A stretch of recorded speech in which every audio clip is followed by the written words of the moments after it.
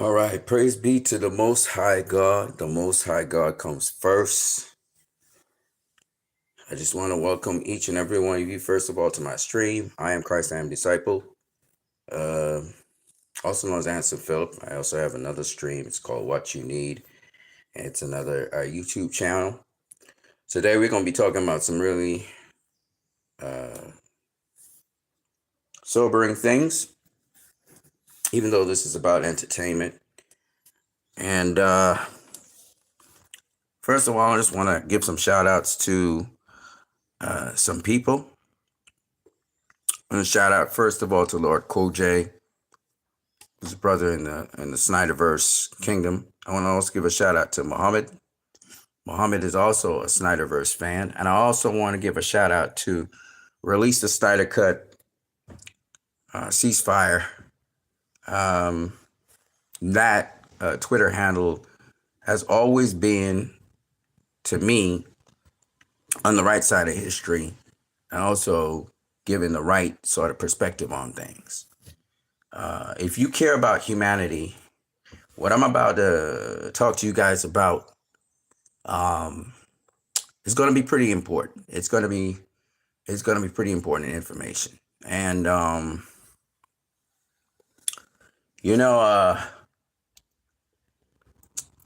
time is winding down, and we're coming to the end of days.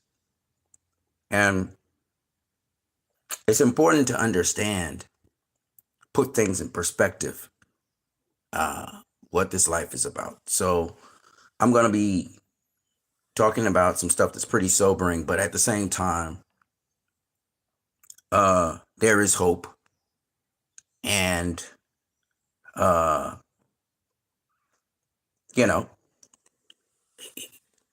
we have to press on. We have to live. We have to occupy here. Okay, so let me start off with my sponsor. My sponsor is LIVE Products. LIVE, Live Now, We Are Live Now. That means so much now. So crazy.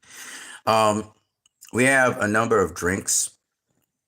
In our drink line, we have sour orange, fruit punch, lemon, lime, grapefruit, Morby that is offered. We also have a punch line.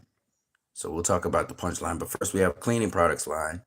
We have the following products here. You see disinfectant, we have fabric softener, we have liquid detergent, we have dishwashing liquid. And we also have now a car wash soap, okay, that's added to that. In terms of punches, we have an array of punches here. You can see that we have, here we only have, I think it is 3 punches, which is peanut punch, pumpkin punch, and beetroot punch. But there's a list of other punches. We also have Guinness. We also have banana punch. We also have cocoa punch. We also have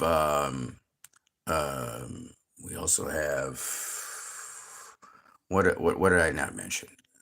Banana, cocoa punch. I don't know. There's 2 others, but I can't remember them off the top of my head. Oh yeah, sea moss. We have sea moss, and we have something else. I can't remember what it is. Okay. It may come to me. It may come to me. Yeah. But anyway, those are the drinks. And we have punches, and then, of course, we have cleaning products. So LIVE, if you're in the Trinidad and Tobago area, you can order these LIVE products via either WhatsApp, Facebook, or call the number that is in the description. If you would like to donate to this channel also, you can donate via PayPal. The link is in the description. So that takes care of my sponsors and the money coming in. Let's get into Restore the Snyderverse. We got a lot to talk about. So first of all, recap a little bit here. Zack Snyder's Justice League came out in March 18th of 2021. And when it came out, Warner Brothers stock went to an all-time high, right? It was $77.27, as you can see there in the picture, right? Now, it was climbing all the way since 2020, since Zack Snyder made the announcement that Zack Snyder Justice League would be coming on HBO Max. Since then, The stock of Warner Brothers just kept on rising and rising and rising. It rise all the way. Then it really started to rise after Wonder Woman came out in cinemas, and it just really peaked. As we know, on March the 22nd of 2021, Aaron Sarnoff came out and made an announcement that there would be no DCU Snyderverse, no sequels to Zack Snyder's Justice League. There was no plans for that. They didn't plan to. That was it. It wrapped up his trilogy, right? And on that day, as you can clearly see, the stock of Warner Brothers stock fell by almost a half of its value. It fell to 41.9 USD on that day she made the announcement. Well, it's after the day, because it's the 26th of March, you see there in the diagram.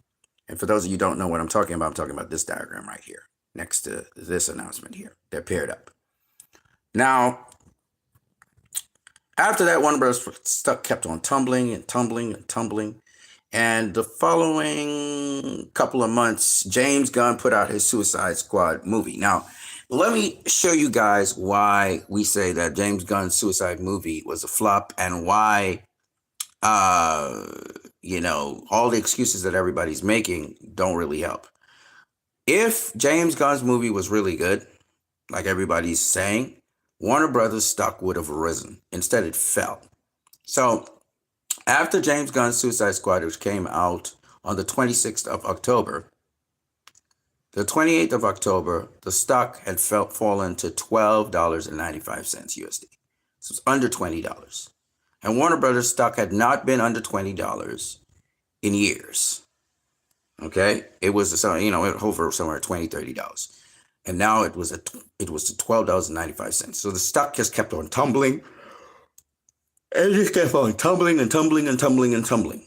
So anybody tell you, well, James Gunn's movie, it wasn't a flop, it was critically assessed and whatever, tell them it was a flop. And the flop has to do with the money value. If the stock of the company is falling as a result of this film, if the film was a good film, but people didn't show out for it, the stock in the company would still go up. And the stock in the company would go up because it was a good film. But it's not a good film. Okay? Anyways, let's keep it going. And then, I'm sorry. That wasn't, sorry. October 28th was when James Gunn became CEO of Warner Brothers. My bad. James Gunn's The Suicide Squad movie came out in August, and the stock was still tumbling in August. And then he became CEO. This is the weirdest thing. His movie flopped, and he became CEO anyway of DC, and with Peter Safran, and the stock just kept on tumbling. Okay. Okay, now, on November 1st, so it was announced that he would be CEO. He became CEO on November 1st. On November 1st, the stock, again, just kept on dropping. It was $10.43, as you can see here, on November 1st, November the 4th, after he became CEO. So the stock he never helped the stock, and he's never helped the stock since. He's been CEO of DC for the longest while, and the stock has been on. Abdi and DeLuca were doing better for Warner Brothers than James Gunn is doing for Warner Brothers. He is like the worst. Anyway, that's what we have when it comes to that. Now, why am I saying this? This is all in context. All right? This is all in context. Let me explain what I mean. Relevance of Zack Snyder Justice League movies. The relevance of the Snyderverse is something that DC and Warner Brothers just don't understand. The caliber of movie that the audience has an appetite for in DC, they do not understand. It's not about just blood and gore. It's not about just being gritty.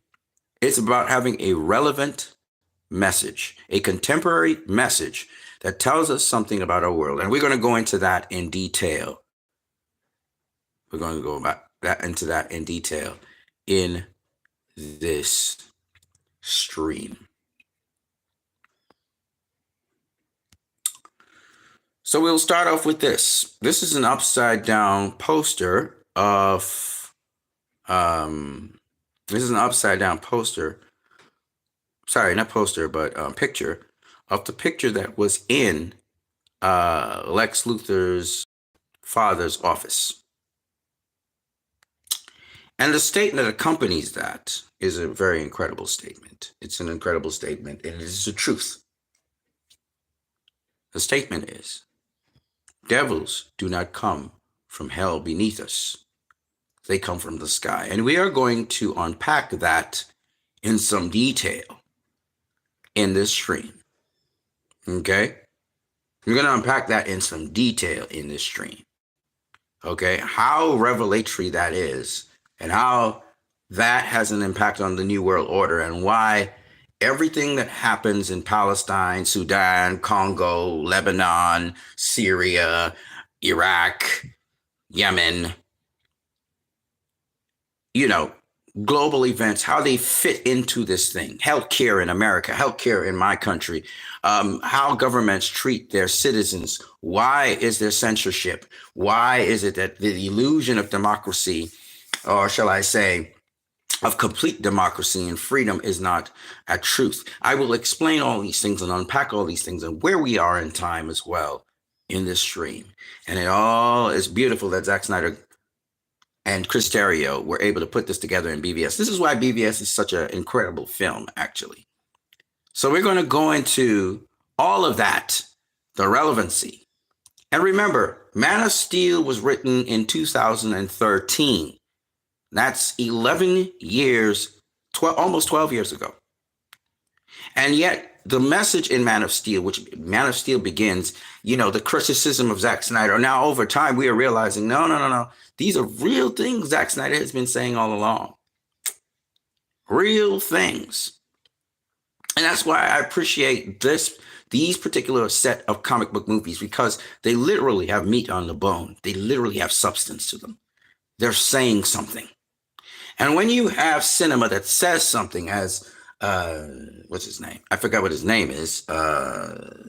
Martin Scorsese so correctly says, you've got to be saying something. And it's not you're preaching to people something, okay?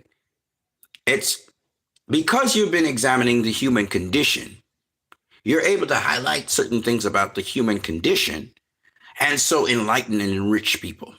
Take, for instance, Joker. Joker is a film study. And that film study, that character study, enlightens us. The Accountant is a character study. It enlightens us about people with Asperger's. So this is the thing about cinema, about entertainment, about movies. Don't forget, I forgot to tell you, you can smash the like button if you so wish. I know you guys are going to get some nutritional value in this stream, obviously. So you can feel free to smash the like button to reciprocate if you so wish. If you don't want to, I don't really care. So, as I was saying, this particular upside down picture,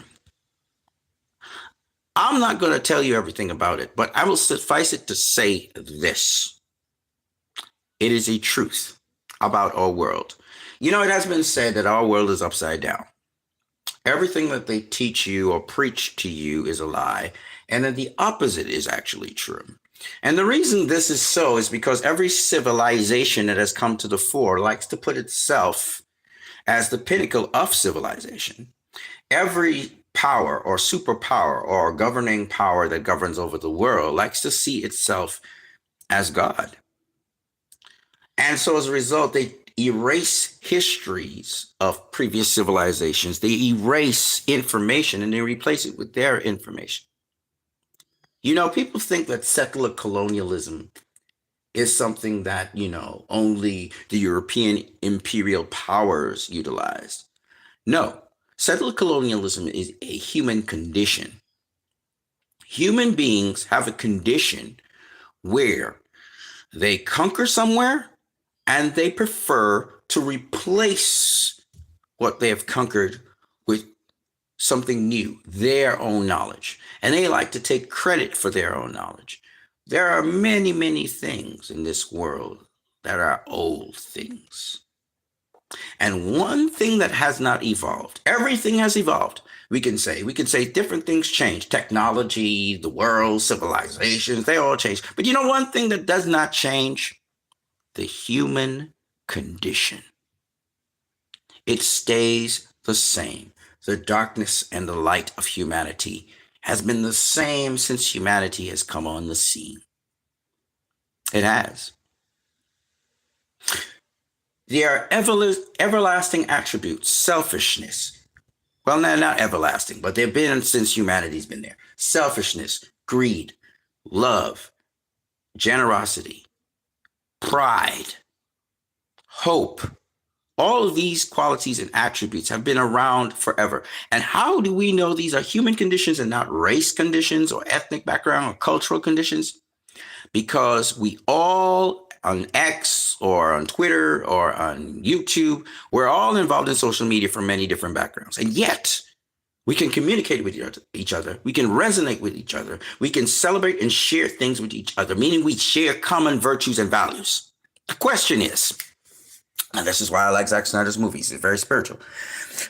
The virtues and values that we share, are they constructive to the humanity and the human race and the world in general? That is, all the animals and plants and living things and non-living things on the planet. Or are they destructive to it? And this is where we find out if things are good or if they are evil, if they are light or if they are darkness. Do you understand how simple it is? It is not a academic endeavor. I don't care who you are. You can be an atheist. You can be whatever background you come from. You will agree with me that things that destroy the environment, things that destroy populations of people, kill out mass amounts of people just trying to live their lives, are bad. They're not good. And things which help people to elevate, go forward, have better lives, live, are good. Can we all agree on that? Okay. So I'm still looking at this photograph. And I'm sure a lot of you guys here are saying Lex Luthor was talking about Superman when he said, devils, we all know better now. Devils don't come from hell beneath us. They come from the sky. A lot of people thought Lex Luthor was referring to Superman. He was not. Shocker. So for those of you who thought that Lex Luthor was talking about Superman when he was referring to that statement, which he said he would change that one thing in the room, that should be upside down, and he's talking to Senator Finch, he's not referring to Superman. So let's try to backtrack and let's try to find the answers. We're going to peel the onion back a bit, and we're going to find out layer by layer, what is it that Lex Luthor is talking about? For that, I first would like to show you who Lex Luthor is in real time, in real life.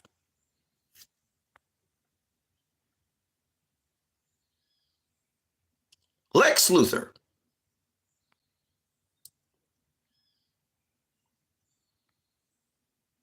Lex Luthor, I like to call him an amalgam or composite of the great corporate oligarchs of the world.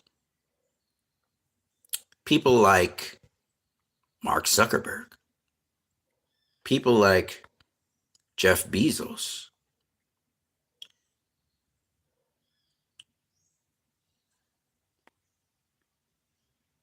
people like Bill Gates, people like Anthony Fauci. Now, if you don't believe me, let's do pictorial comparisons. Anthony Fauci is known as a scientist. He's also, let's not forget, he was the head of the CDC.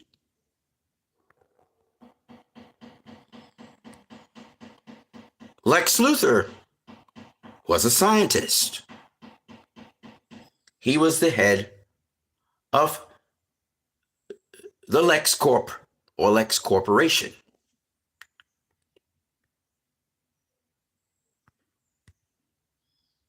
Elon Musk is the head of the X Corporation. I want to show you something. Lex Luthor was promoted on BVS with a big old X for Lex Corporation. I want to show you something more. Can we? Would you like me to provide more information to you? I would like to show you something else.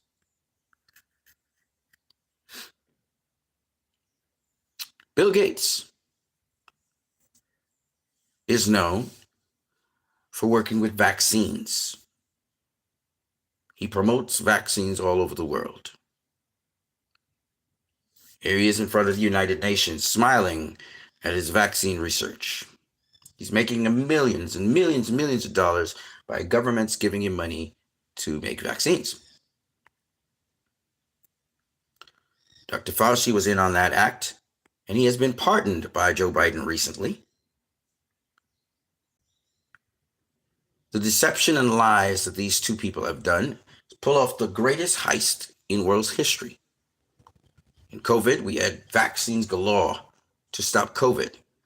And COVID could have been dealt with and handled with other medications and other products.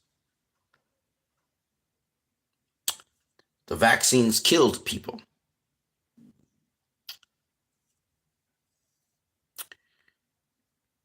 So Lex Luthor, a lot of people say, I heard some people say Lex Luthor, he's more like the, he's more like the Joker in Batman Forever. And some people didn't like Lex Luthor's version of the oligarch. But the modern oligarch today doesn't look like an impressive businessman. He's dorky. Elon Musk stutters and stammers.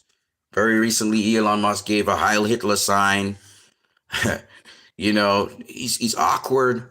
Mark Zuckerberg is awkward. He's dorky. Okay. Jeff Bezos, he's bald head. Yes, but he looks like a corporate man. Very much like this version of Lex Luthor, who looks like a corporate man. And he's also bald.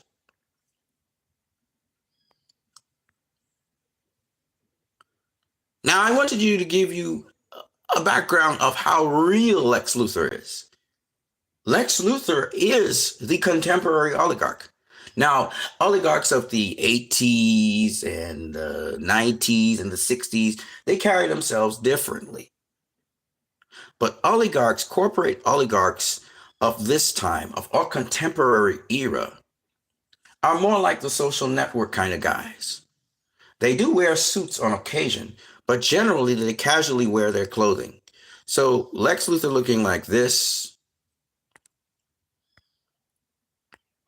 and Lex Luthor looking like this isn't strange to the common oligarch. I'll show you one of them, actually, if I can get a laid-back picture. Elon Musk is always laid back. Even Jeff Bezos, on occasion, is quite laid back. Sometimes they wear tuxedos and suits and ties, but most of the time they're laid back. They're dressed down.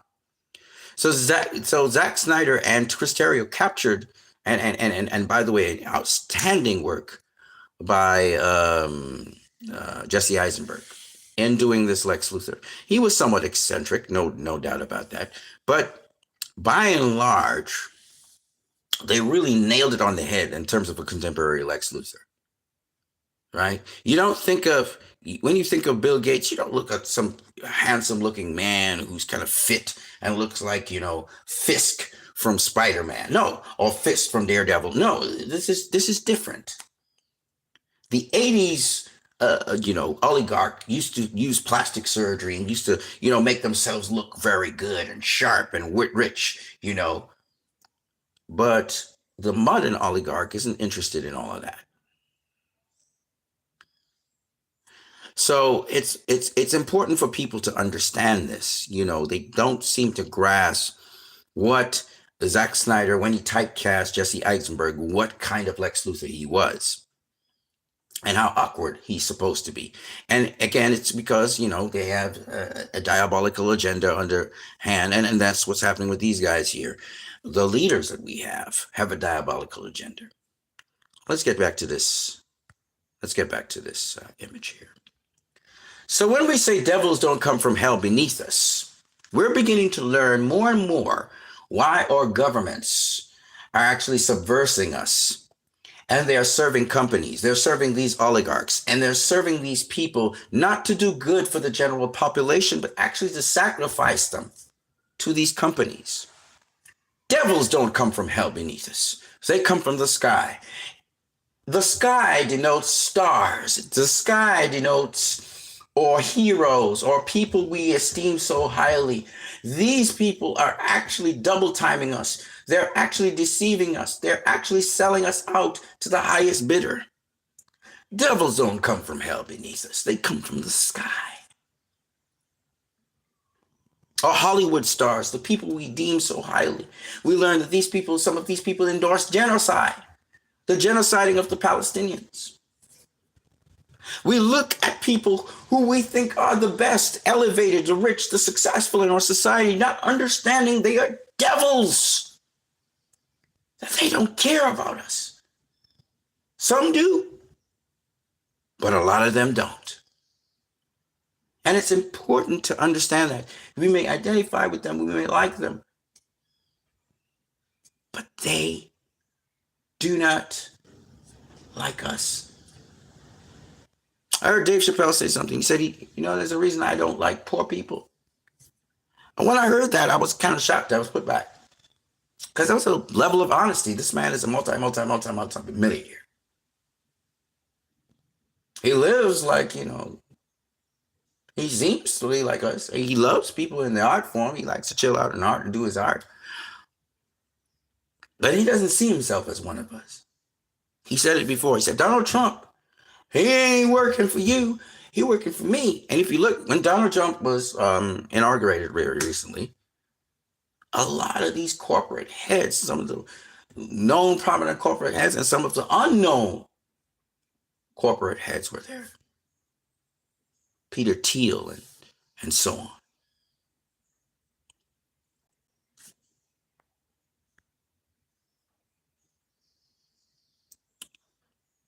So that's one layer of the onion, but we're going to go deeper. Today, we're going deeper than that.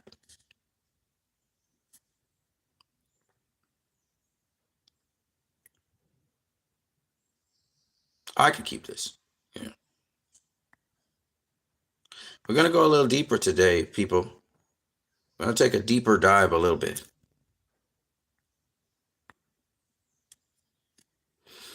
So in Twitter, Lex Luther is bar none among the most fascinating characters in the Snyderverse.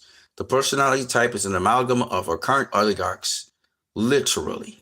It's crazy how he literally seems to embody these people. Chris Terry did a great job with it, the dialogue. So we're going to it. Devils don't come from hell beneath us. No, they come from the sky. Lex Luthor BVS. It is indeed true. We know the leaders of this world worship a literal devil, Baphomet. What is left out is the actual demons who run this world, who are actually aliens from another dimension. And if you check out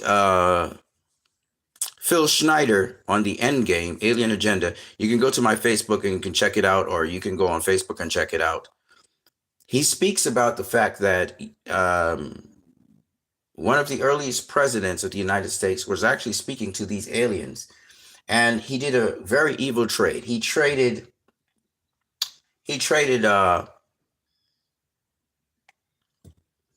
technology. He wanted technology from them for the lives of the human beings. And he explained, that these aliens really want to feed off human beings for their adrenal glands and get the adrenaline kind of like cocaine to them. And he was explaining also, he actually got killed in 1996, by the way, for this information, because he was from inside of the government. and he was just divulging this information. He got killed for it. Now, the important thing is that these aliens that we talk about, which Zack Snyder has been talking about so much and emphasizing on, these aliens from another dimension, they're actually what we call demons. And this is the hidden message. This is what Lex Luthor was talking about. Literally mirrors, people talk about UFOs and aliens and stuff. Well, the United States government's been covering that up. The aliens are really demons. But the point is, and I can go into detail about that, but that's for another time. The aliens are really demons, but the point is, there actually are literal existing aliens, and they run this world. And the people who worship Baphomet and all these things, these are all the same aliens. They're the demons. Okay? And there's a very important point you guys need to understand. Okay? Which is that they stay hidden. So human beings are the face of these people, and human beings are actually the puppets that do the bidding of these aliens. Okay? Now, what I'm trying to get you guys to understand, and you can go ahead and do your homework on it, check it out. Okay? What I want you guys to understand is Zack Snyder got that.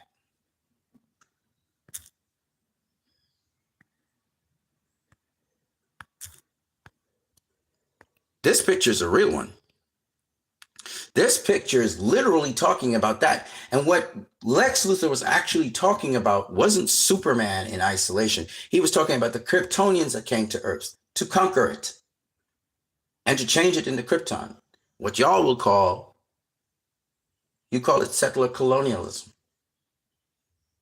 Settler colonialism says, we're going to purge all these people, we're going to label them negative, and we're going to resettle in that area, and we're going to start our civilization there. We'll take things from them and their civilization, we'll combine it with our civilization, but they will not be around. And we will rewrite history. That's settler colonialism. And that's exactly what General Zod was doing. When Superman, that's why Lex Luthor did the Meta-Human Project. He was looking for not just Superman, he was looking for other alien life or evidence of alien life on Earth. That's where the meta-human thesis is. So when Lex Luthor is speaking on this, he's not just speaking about Superman. He's actually speaking, and he literally named Doomsday a devil to prove the point. He brought back General Zod. He said, you flew too close to the sun. Again, referring to him as a devil, an angel of evil, a messenger of evil. And so while Lex flipped the picture, which, by the way, he was able to fulfill in BVS by having the Archangel, which was Superman, be killed by the devil, which was Doomsday. But they both annihilated each other off. But the point is, he was right. Here is his picture. And this is the way how this world works. This world is ruled by the Prince of Darkness, according to those people who believe in Christianity, in Judaism, in Islam, etc.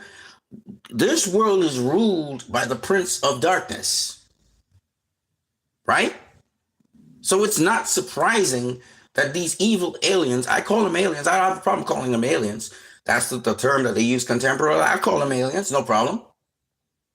But at the end of the day, they came and they had settler colonialism. They settled on Earth. And I want to tell you about these aliens. These aliens want to wipe out 2/3 of the Earth's population. And I want you guys to remember what it was written in Revelation about 1/3 of the armies was cleaned and 2/3 of the armies were clean and so on. Remember what was written in Revelation? Well, guess what? Guess what these aliens want to do? According to the guy that was talking about the aliens, which is demonic, which means they're demons. These aliens want to wipe out 2/3 of the Earth's population to use them and harvest them. What you saw in the Matrix, they want that. The world is moving in that general direction. What you call the New World Order is a world order which is now, they remove the blinds from our eyes and we directly are serving under demons and then under humans, who these demons decide they want to select to rule the world. It's right now covertly being done. These demons are running the world. They're calling the shots. Even in the Vatican, they have all these demonic sections underneath the Vatican where these people worship these demons. This is the same thing.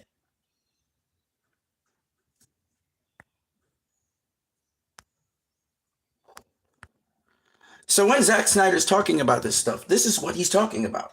This is what Chris Terrio was talking about. Chris Terrio is so fucking advanced, it's not crazy. Sorry about the F-bomb.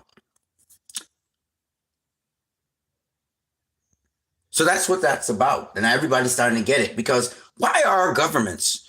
They're never serving the people. They're always serving demons. They're serving these aliens. Settler colonialism is an evil thing.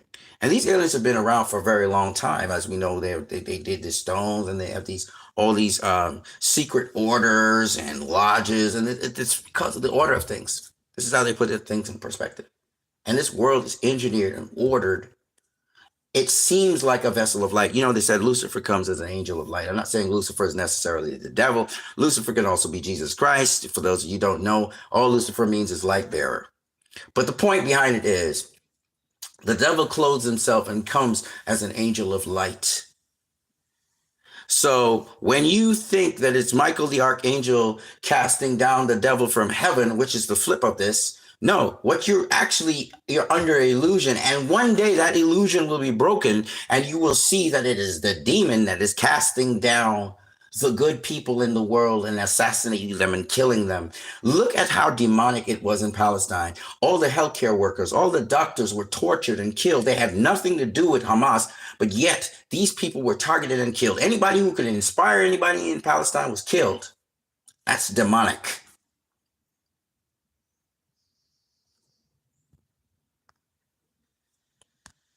So some people think that xenophobia. So in Batman v Superman, Lex Luthor understood that the powerful forces at work in the world, he understood the world system pretty well. The powerful forces at work in the world system were evil. No matter how it looks, it may look good, it may appear good, but ultimately the goal at the end of the day is annihilation of humanity. And the annihilation of humanity, at least you keep just like Settler colonialism, you keep a little set, like, the Native Americans, this is a little clump in a corner here, for us to look in, like animals in cages, or a little bit of Palestinians on the side there. We just kill off all the rest, kick off all the rest. And that's the same mentality. It's demonic. Okay? And I wanted to share this with you guys. Whether you believe in religion or not, humanity, if you're a humanist even, if you care about humanity, it is under tremendous attack as we speak. And all the dots are being lined up and all the T's are being crossed to mass slaughter human beings. The brother said in the video that if by 2029, they would have population controlled the world. And those who were not under complete control of these aliens would be off the planet or a resistance fraction living and trying to survive. So I remember watching Cyborg. I remember watching all these dystopian future movies. And I always thought it was so far down in the future. Well, the future's here, yeah, y'all. And that's where we're heading towards. A new world order where humans share very little of the picture. There are 8 billion of us. 6 billion of us have to die.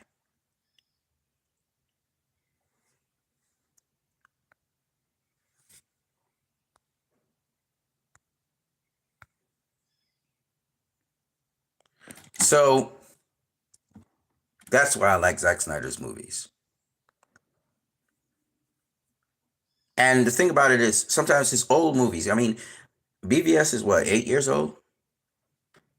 Humanity hasn't changed. The human condition hasn't changed. That's what makes these movies so relevant, so contemporary, even when they're old movies, because the human condition doesn't change.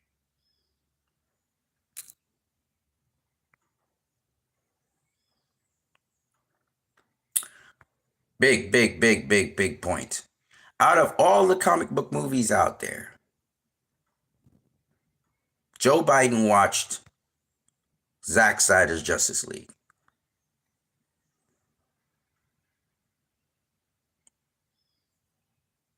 Not another comic book movie on his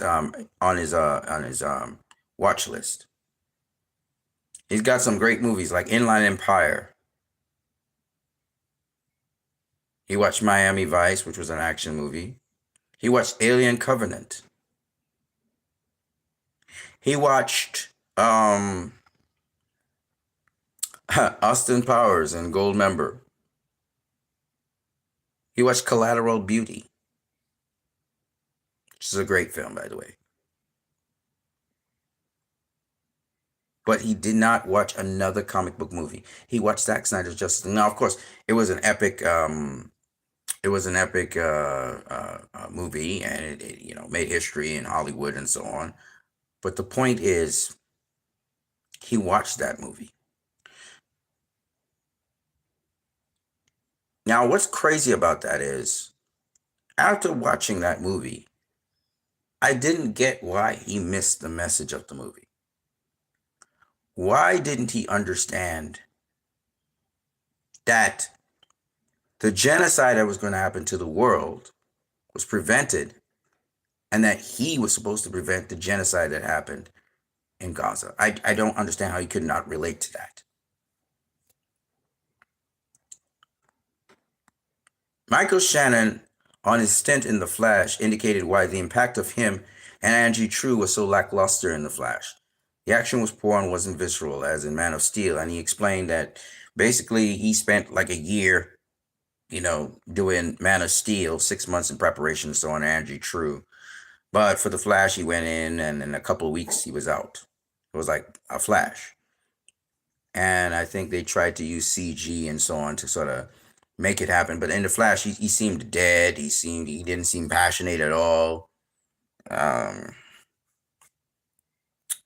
And I think it's because, they tried to use the CG and depend on the CG to carry the characters. They tried to use AI to carry the characters, etc.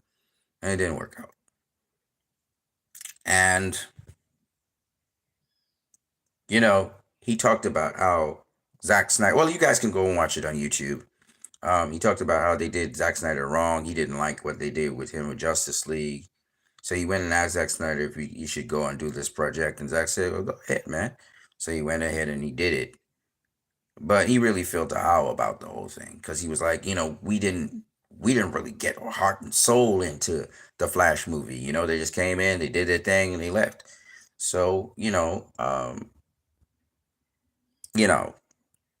felt a how about it.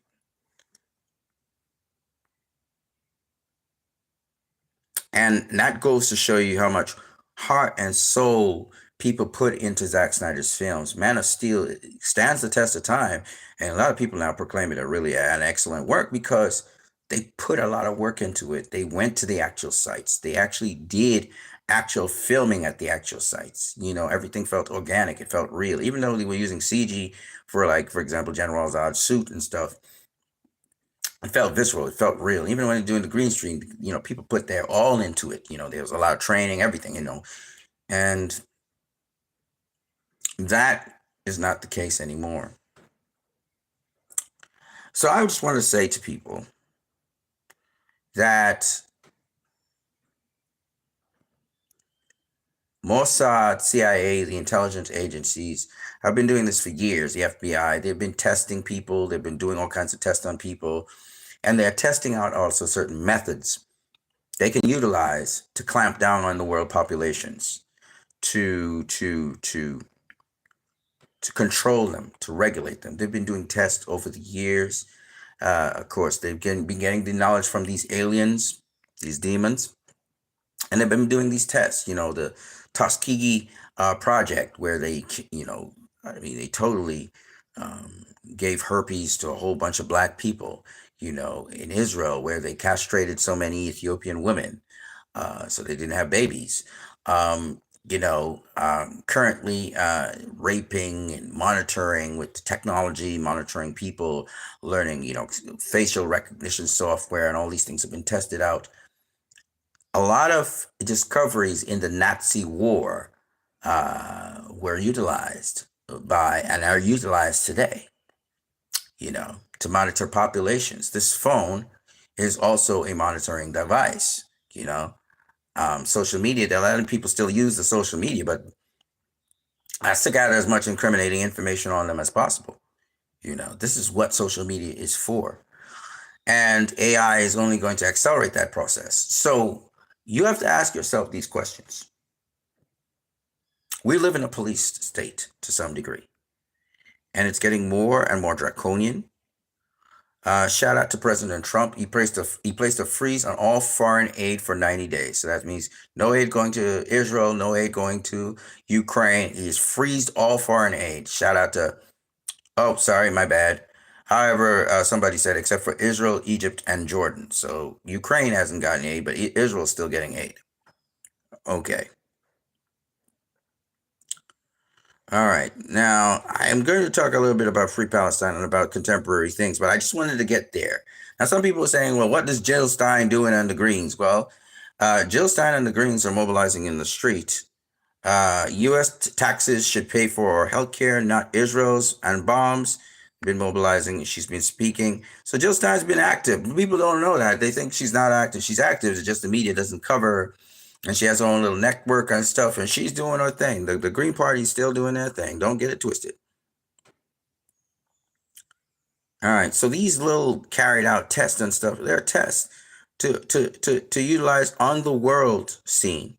Okay, this German journalist Bettina Botinga wrote, "Animals have dignity that these idiots don't have," referring to the video of cheering Palestinians in Gaza.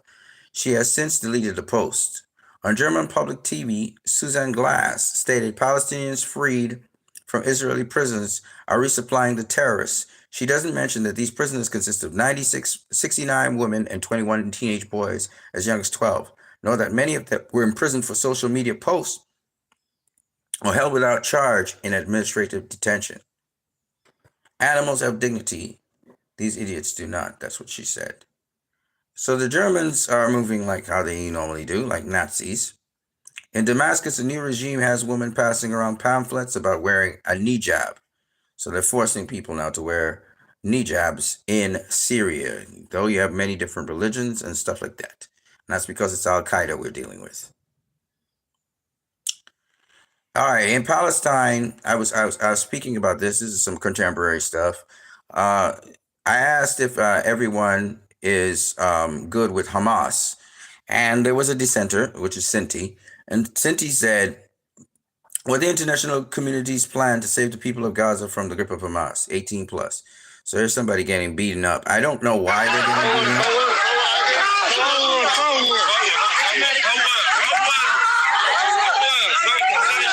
I'm not sure why this person's getting beaten up.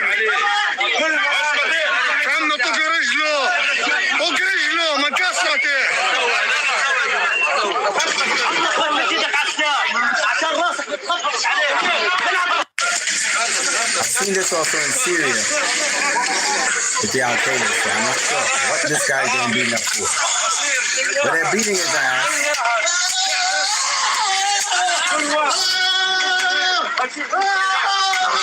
Yeah, busting his ass. I'm not sure why, though.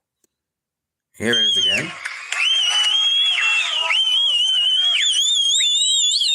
They're writing something on the wall. I don't know what it is they're writing. Now, these are not necessarily Hamas. These may be another militant group because they're not in uniform. Hamas is very professional. Oh, shit. They shot the guy. Apparently, they shot him in his foot. Shit, they shot that one in his foot, too.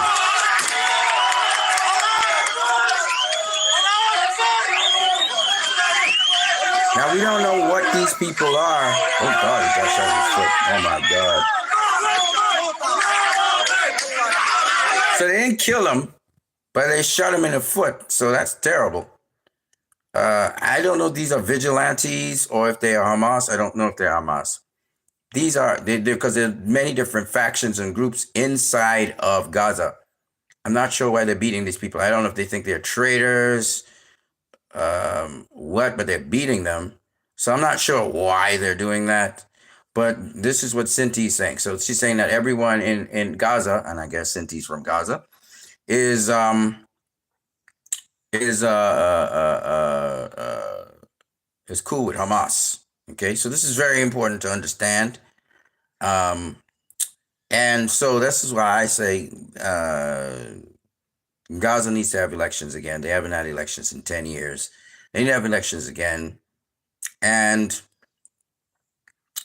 elect who they want. And then those who they don't want, or those who become the opposition or whatever, you have a balanced government. Now, apparently, not everybody in Gaza is cool with Hamas, even though Hamas, is seen as victorious, seen as the resistance, fought hard, seems as though they won a victory. So I'm sure a majority of Palestinians now, even if they weren't for Hamas, they may be for Hamas now. But this is very important because I've seen this same sort of thing happening with the public in Syria. Okay. And this is not good. I'm just telling you right now. This does not look good. So, and I don't care if people are consenting and what did the people do? If they did something wrong, I can understand Hamas punishing them. But if they haven't done anything wrong, why are they getting beaten up? Because they don't support Hamas? That's it. So I'm not sure if that's the case. I don't know what the scenario is here, but this is still a grounds by Sinti. If Sinti's saying that not everybody in Gaza agrees with this, okay, then this is a dissenting voice. But the majority of people who've responded to my question, the majority of them said that they support Hamas. Now, that's interesting because that changes the whole dynamic. Remember, Israel claimed that, all the Palestinians, they support Hamas and therefore they're Hamas. And anywhere you go, it's Hamas because, the Palestinians might help to hide Hamas, etc., etc. Now, I don't have anything for or against that. What I mean by that is I don't see anything wrong with supporting Hamas in the sense of if there's a resistance movement and people have to coordinate with them, sure. I mean, the Viet Cong was the same thing. So I'm not against that. All I'm saying is that there should be elections and let the people officially vote for them. And, but there are definitely Palestinians in Palestine who do not support Hamas. And therefore, that's why you can't just, willy-nilly. And it seems as though it's a significant portion of the population does not support Hamas, even though it's less than before. It seems as though a lot of people joined Hamas, actually.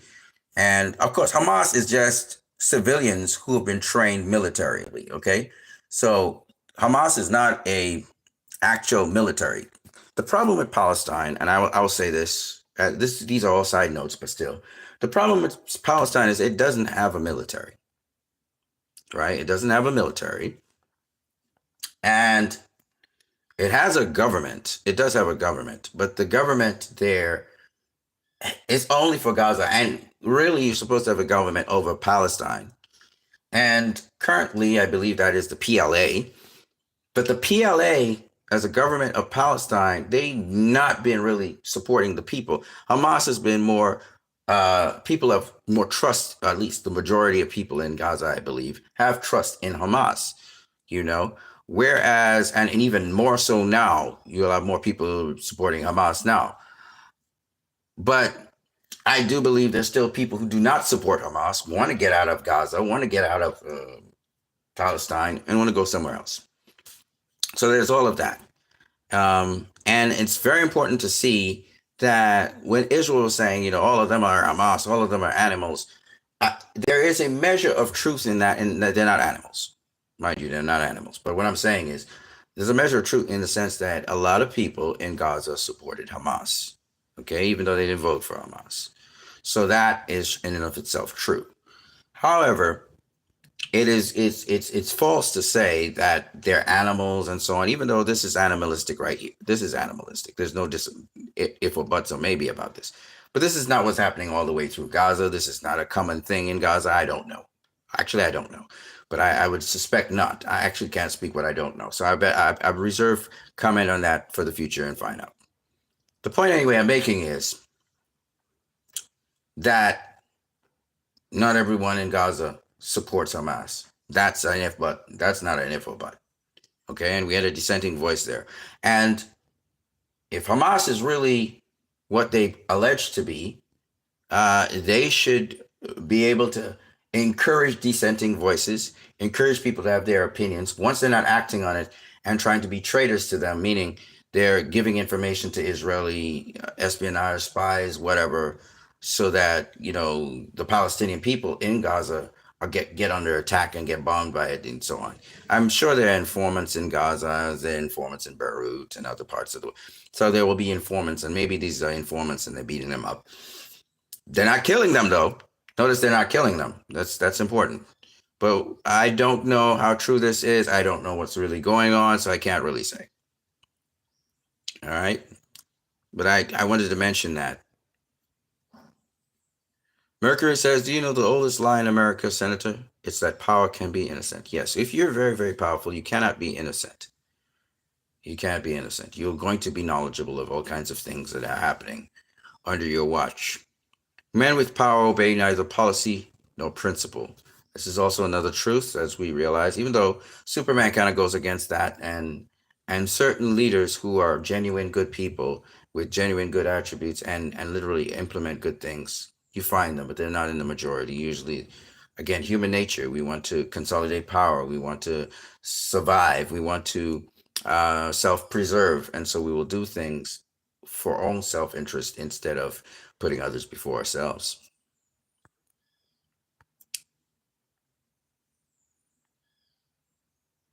So they're finding more dead people in Gaza. I want to share a little bit more with you guys here. This is a Israeli soldier confessing what's happening, and he's also talking about the logistical problems that allow for people, because there's no consequences to their actions, they just do whatever they feel like doing to other people. And that was actually discussed in Man of Steel. Let me see if I can find it. Oh, this is a great Jacob. Shout out to great Jacob Torres. I love this. This is beautiful. Stronger, braver, wiser, faster, bolder, smarter. I want to show you something about that. Here it is. Restore the Cyberverse. The super race. Superior skills, power, strength. A master race. Does might equal right? These are the questions posed in Man of Steel. Because I'm bigger and stronger than you, does that mean I can have my way with you? Take what you have, including your life. So I thought that visually Zack Snyder was showing this and also talking about this. General Azad, because he could, was going to terraform the world, kill off everybody, and build Krypton on top of it. Settler colonialism, by the way. And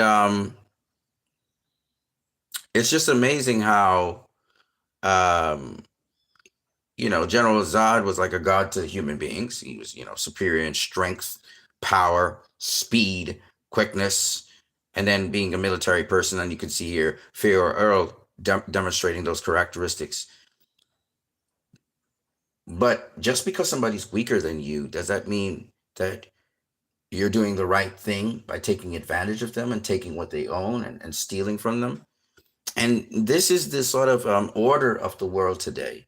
The very powerful, the very elite, the very rich, the very wealthy, they bully the people. They extort the people. They steal from the people. Look how they sanction Russia, hold their resources, and then spend it on whatever they feel like doing. This is wrong. These are immoral things. The ethics is not there. It's not might is right. And a lot of times I can understand an intervention by a more powerful person to bring peace. That's not the case a lot of times, and we're seeing even more and more countries in the world who are of power trying to invade other countries and go into other countries and have their way with them. And I think it's just wrong. And we're seeing that precedent because of what Israel did is bringing a precedent to the rest of the world. So it's very scary what's happening out here today. you know um you know,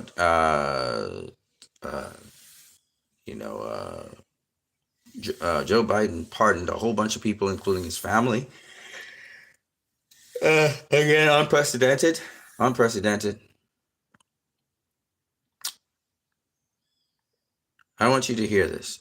We believe in what we were expressing. It's in part because we believed and we believe in what we were expressing.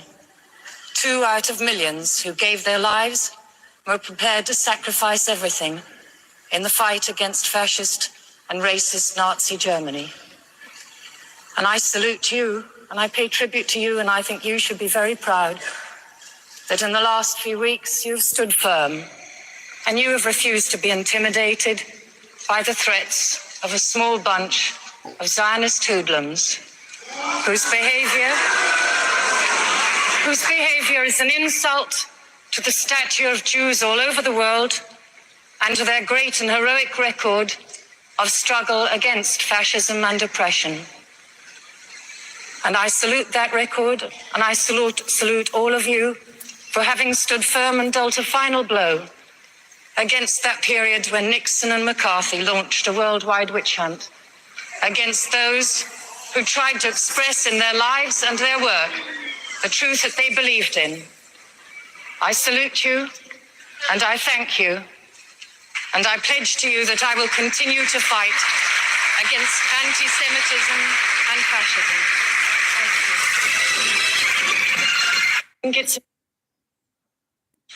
in part because we believed and we I want you to in what we were understand. expressing. That's a Jewish lady. And she fought hard. And they tried to boo her. They tried to quiet her. And then they tried to play the music to shut her up. But she stood firm. And this is in 1978. A shout out to her. Vanessa Redgrave. They tried to crush her career for that. But she stood firm. And she stood strong. You have to stand strong. The mighty and the powerful, they try to use their sway to shut up people, to create that illusion and keep that illusion, but the illusion is gone.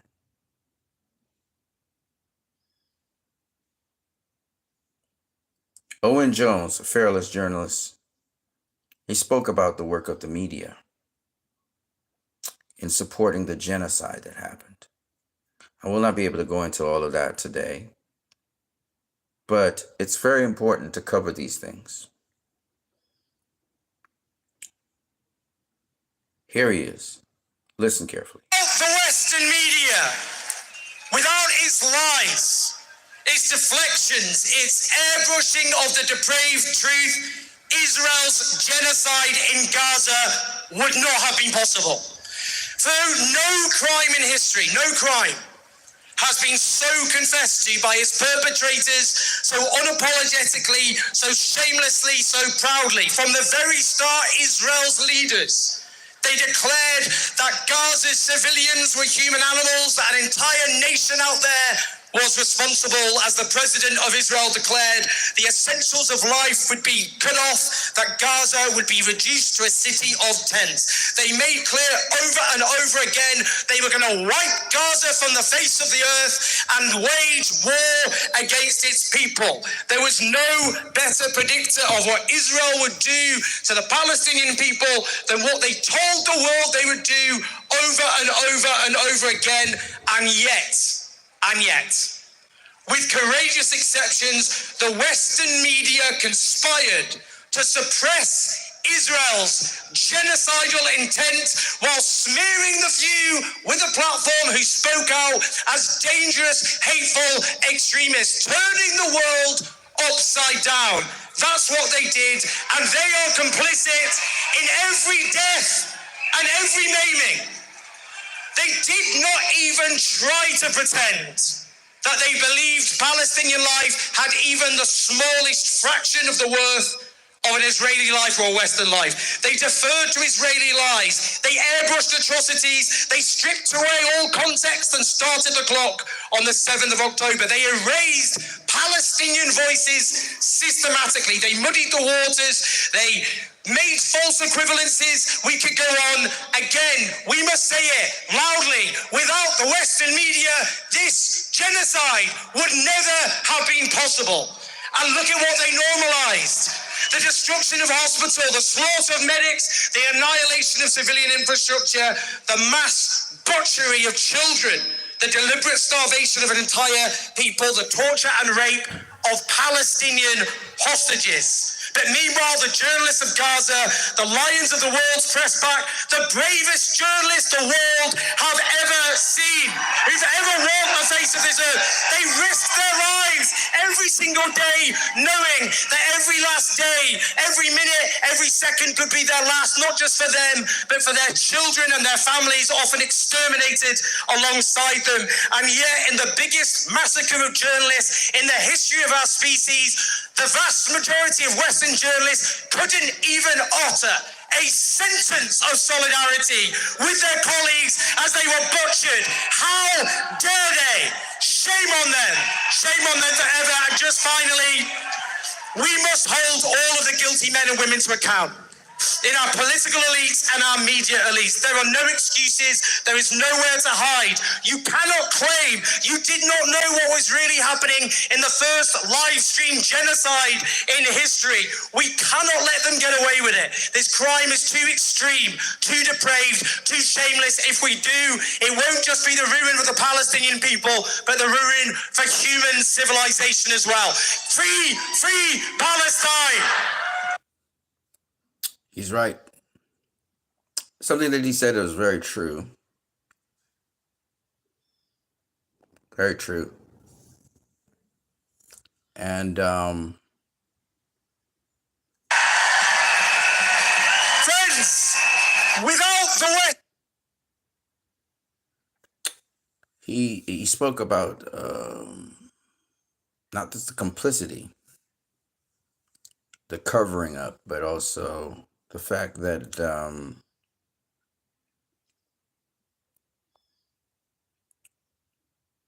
narrative was designed to coerce people into thinking a certain way. You know, this little girl was assassinated. So these are some of the people who were killed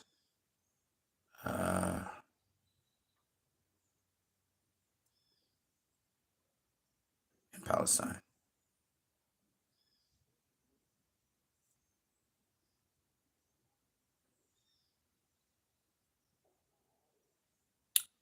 His brother, Callum, was released from prison nearly 5 months inside for occupying Thales Weapons Factory in Glasgow. He's in jail for fighting for Palestine. He was trying to stop the arms shipping to Israel, obviously.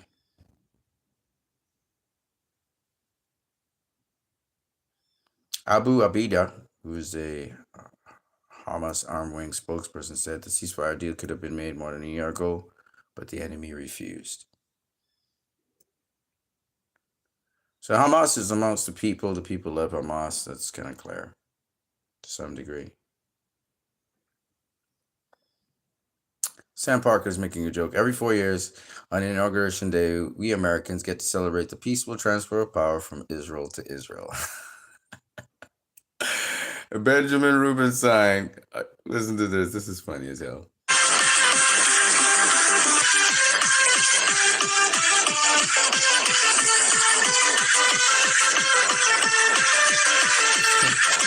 Shout out to Benjamin Rubenstein, my Jewish brother.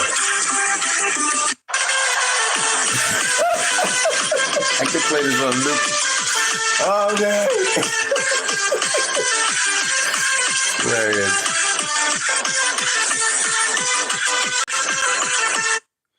He said the retards are really mad about this post.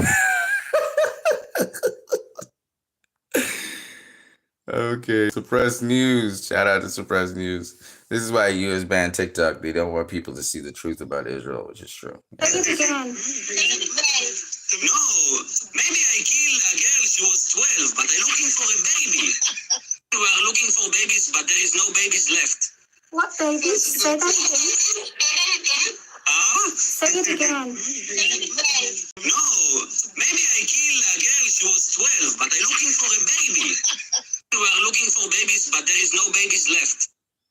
So, on TikTok, there's a lot of incriminating evidence from the IDF. And certain organizations are following up on that and filing legal cases for these people to go to court in various countries that they're in. Okay, this is by the way, Hugh Jackman is reportedly extending his tenure as MCU's Wolverine with a 10-year commitment that includes a new trilogy.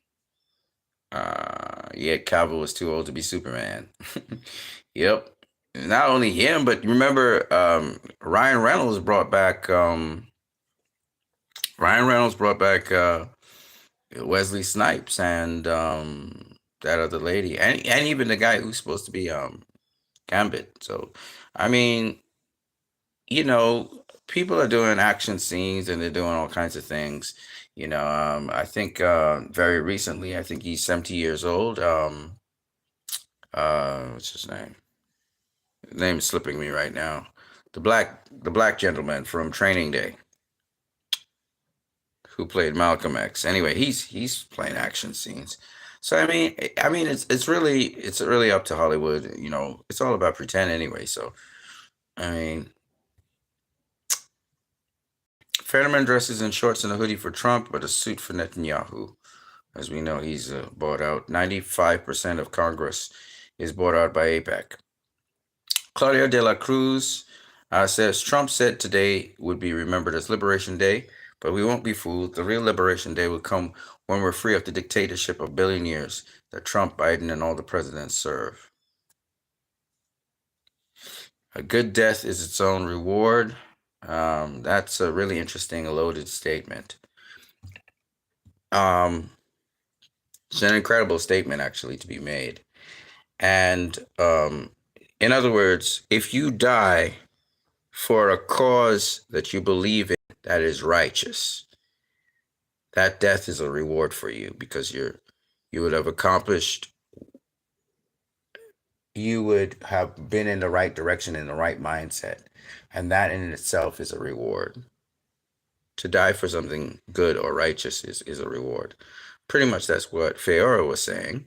And that's also what Colonel Hardy was saying.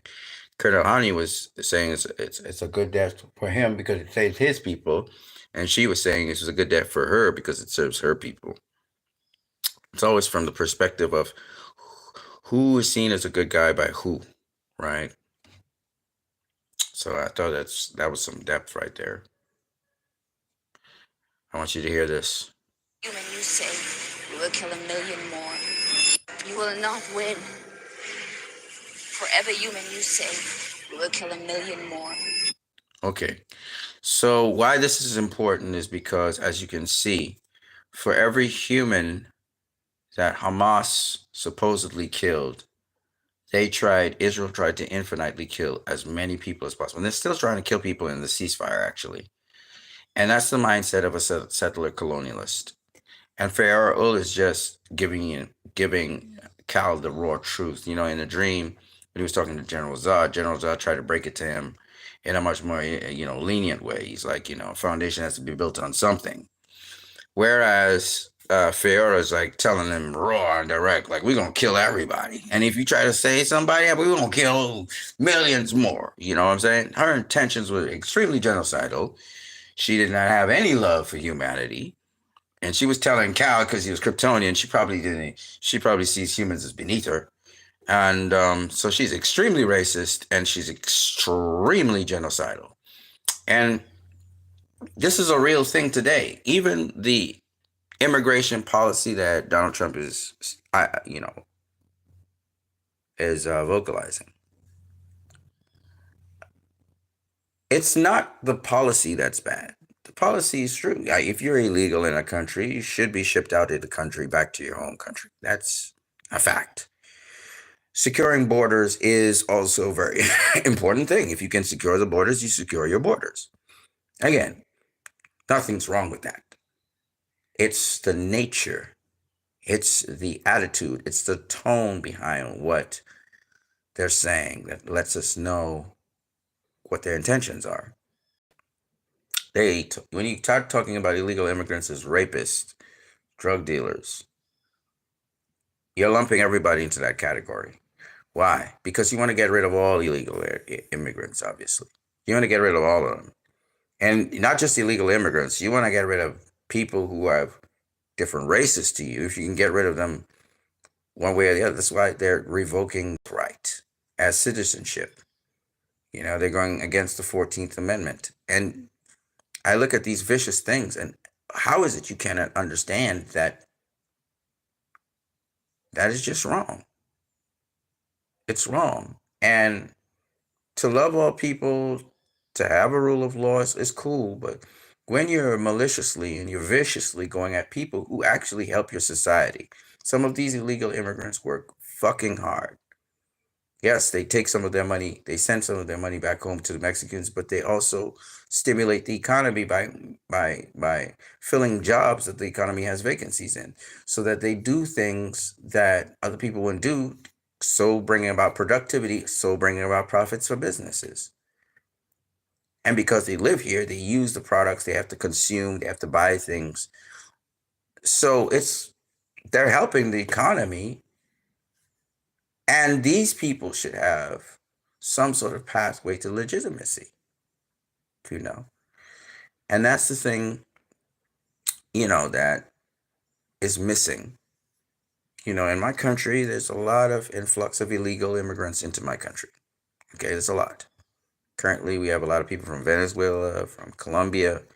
Yes, there is some illegal activity that's involved, but a lot of them are hardworking people filling in jobs and spots that everybody else doesn't want to work.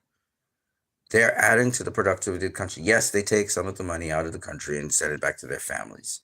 That's something people do.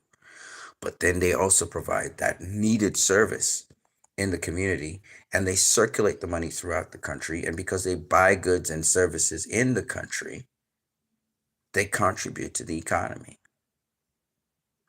And the government here tried to get a pathway to legitimacy for some of them. And they're more focused. They're more organized. It's weird. They contribute more to the society because I guess they don't take things for granted like we do. And they exploit opportunities that the country offers to nationals, where the nationals don't exploit those opportunities. And so all I'm saying is xenophobia, we need to stop that. Okay, we need to stop the xenophobia. People are different, but they're same. They have the same needs, they have the same wants. And yes, it seems like a burden when so many people are pouring into your country, refugees and so on. But what you have to do is consider them like Chinese. See them as human resources. Filter them through. And those that are productive to the society, you keep them. And those that are not, you send them back where they need to go. Don't extraditions of criminals or people involved in criminal activity. A lot of people have been extradited back to my country who have been doing criminal activities in the United States. You just extradite them back. It's really, you don't have to form any new laws. But if you're xenophobic because you're racist, you're going to really try to, clean out as much people, good, bad, ugly, you don't care. You just want them all gone. And why? Because you're afraid that in the year 2035, the majority of people in America won't be white. That's it. That's really your big problem. That's what you fear. It's not going to do anything to you. You're not going to get destroyed.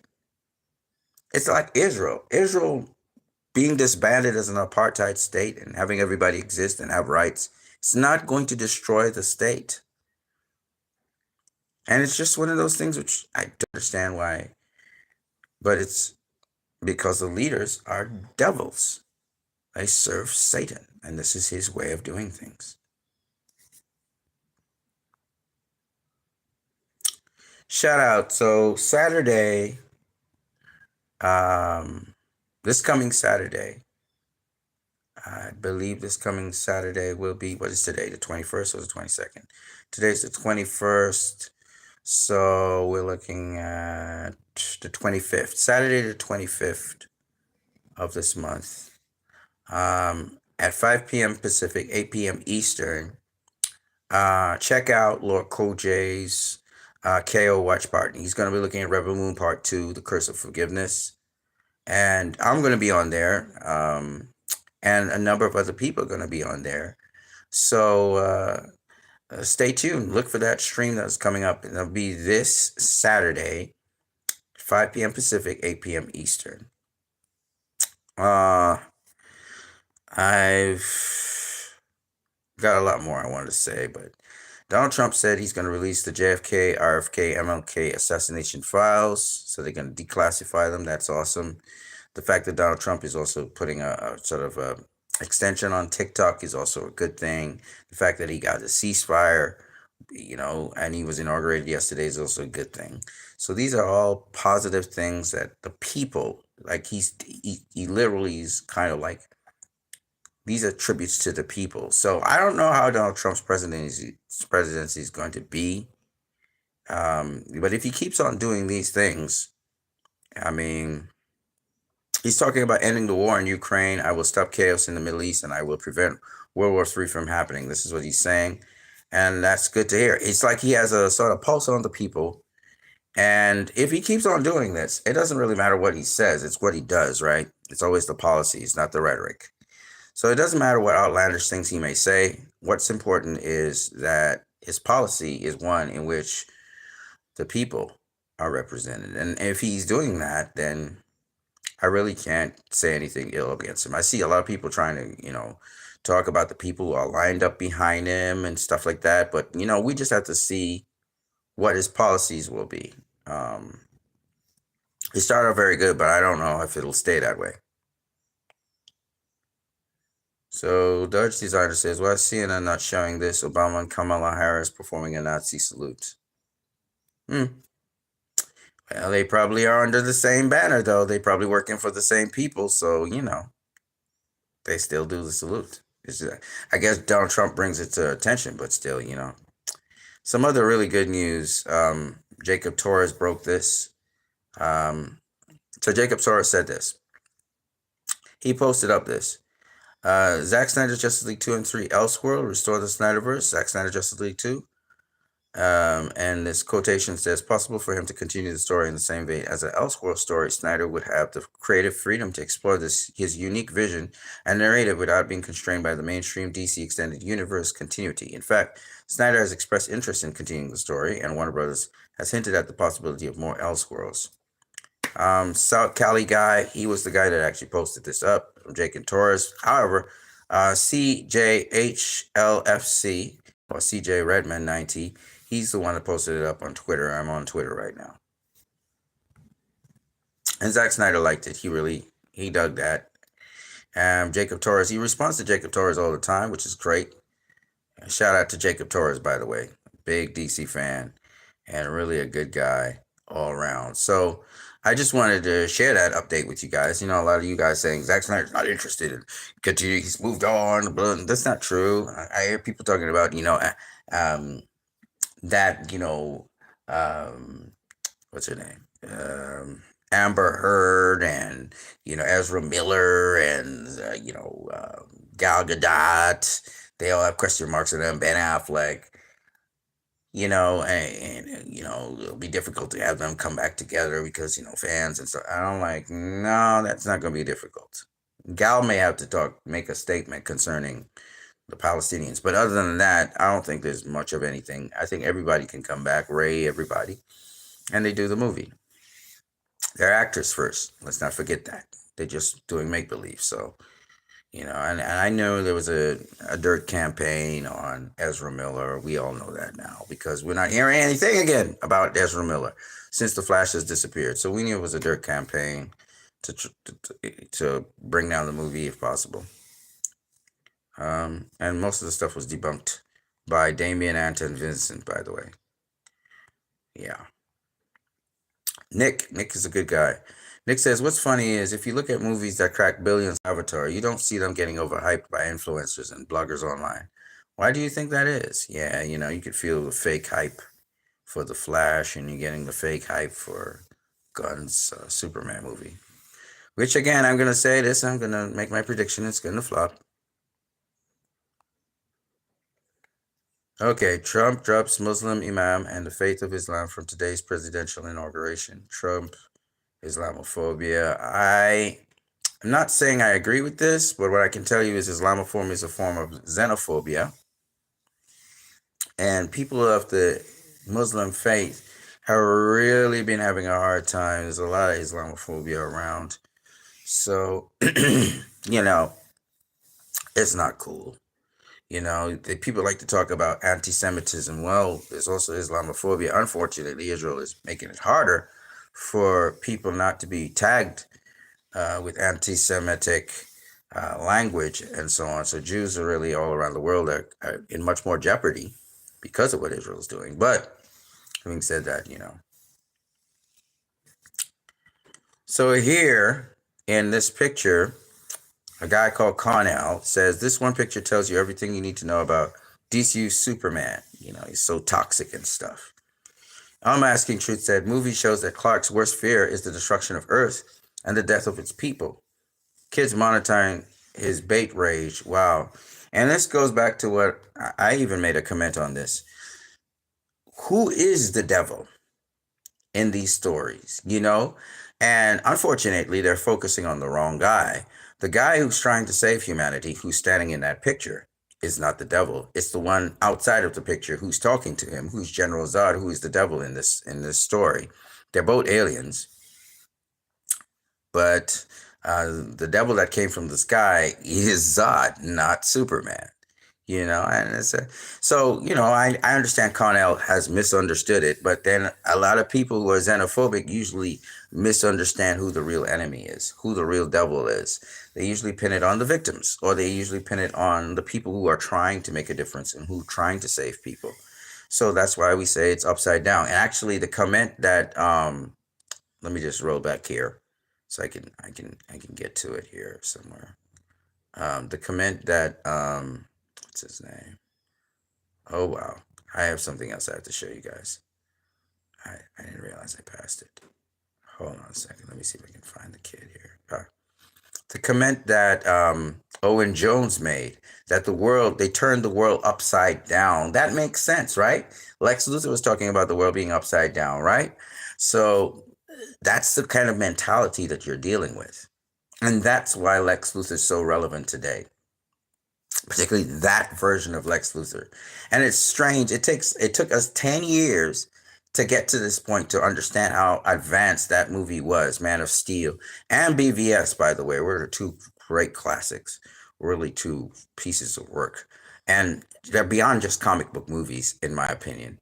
Okay, here's another crazy piece of shit here. This is just, the guy's freaky. He's scary. All right, American Jews pedophile. We are going to kill all Palestinian children, especially kids. Judeo-American values are Israeli values. These terrorists are a national security risk. This guy here, and let me just say, please separate Zionist, Israeli, or Jewish Zionist values from Judaism. Okay, Judaism is not the same. And I know people are going to talk about how, you know, when they're circumcising, they suck off the little kids' foreskin and stuff like that. I know. That's not what I'm talking about. And that's deranged. I'm talking about Judaism. Judaism is different to Zionism. And you got to get that correct. Okay? We're not saying that they're not very powerful Zionists all over the world.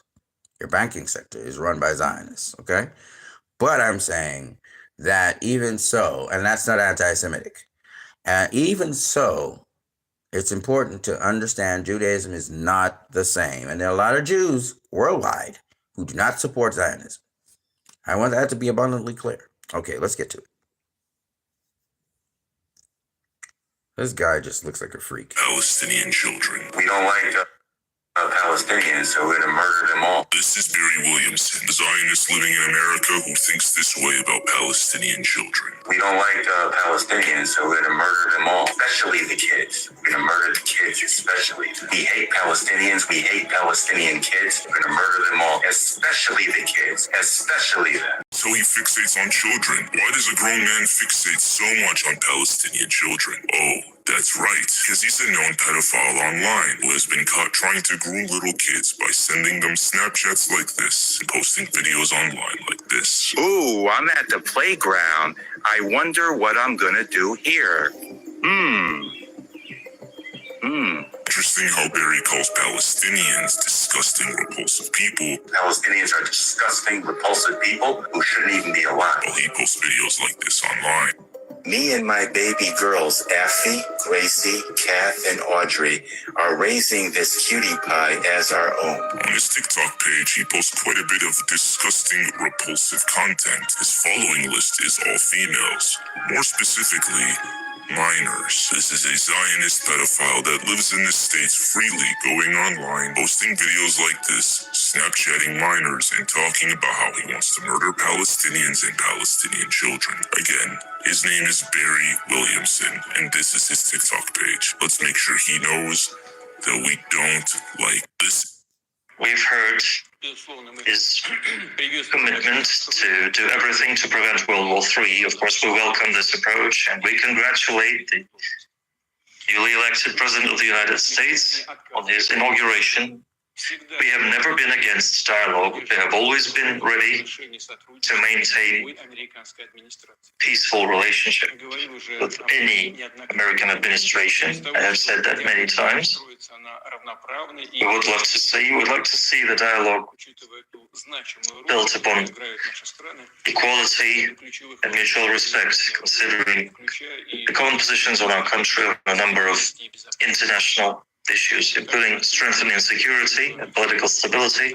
We're also open for dialogue with the new U.S. administration on the Ukrainian conflict. The most important thing here is to eliminate the fundamental reason for the conflict. That's the most important. The government hears Alex Jones, who has the largest audience in the country. This is Barry Williamson, a Zionist living in America who thinks this way about Palestinian children. Now, I'm saying this to help people understand in a bigger context why Hollywood has been pushing pedophilia, why Hollywood has been pushing LGBTQ issues, why Hollywood has been pushing a lot of CIA, Mossad storylines. Particularly in superhero movies, they can do that because, you know, there's different age groups and fanaticism, and they can indoctrinate people. Now, as you know, the Epstein story is really one of a Mossad agent. Epstein is both CIA. He plays both sides. He's CIA, Mossad, and he was able to compromise a lot of politicians through pedophilia, and compromise a lot of known celebrities and wealthy people, prominent stars and wealthy people in the United States. Puffy Combs is another guy who worked for the CIA. He's a CIA agent as well. And he got thrown under the bus, possibly because he was trying to make some power moves that kind of fell outside of the ambit of what he's allowed to do. But he's a very important agent as well. And again, compromising individuals. So why am I telling you all these things? It's because, once again, it gets pretty ugly the higher you go, and it gets more and more corrupt the higher up you go. And the sad thing about this is that when you reach the very top of this world, you're talking about aliens who are demons. And they don't care about humans. I know for a fact we're not going to see anything this cool or bold or meaningful in a long time. This is Drew speaking. It's a merging of Clark's fears and Zod's fantasies. We see the world engine destroy Kent Farm. We see the moon crack like Krypton's moon. We see Clark drown in death. But the demon in this whole thing, as I said before, is not Clark, right? The technology that's being used is not Clark's technology. It's an alien technology, yes, but it comes from this man, General Zod. General Zod is the devil in this story. But he's a devil who you can understand. And why you can understand him is because he sounds very familiar. Because the lines that he used are the lines that settler colonialists and Zionists use. And now Africa is starting to rebel against that. And Chinese have already. The Russians have pushed back on that. The narratives, the lines that they give you, that this is a liberation, or this is a new beginning, start of protecting and freeing our people, to bring freedom to the world. These lies.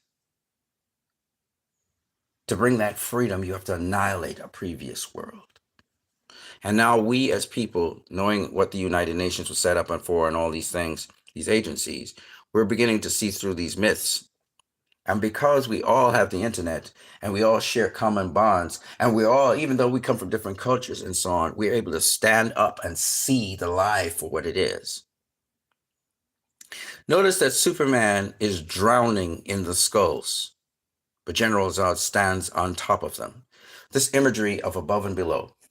Superman is from below. He lived on Earth. Devils don't come from hell beneath us. Superman's getting sucked into hell. They come from the sky. General Zod is standing on top. I'll show you what I'm talking about.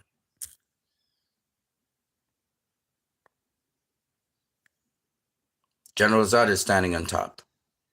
Superman is sinking. He's drowning in death. This symbology, the reversed picture, the upside down picture, is life. How many of you struggle to survive every day? How many of you struggle with depression, to find a reason to make it every day, to find a reason to live? How many of you sink in the mire of death? The middle class is disappearing. There's only going to be extreme poverty and extreme wealth. And what's going to happen? What's going to happen? You'll be enslaved. We've already been on a plantation. We've already been in slavery. The matrix. We are in this matrix. But we're drowning in death. And it's getting to be literal. This morning, one of the most wonderful people in my life, a lady who taught me when I was in Seventh-day Adventist Church, and a lady who has been the most pleasant spirit you'll ever meet. She passed away this morning. And I've seen a lot of people. She was 86. She was old. I've seen a lot of people pass away since COVID. Literally, we are drowning in death.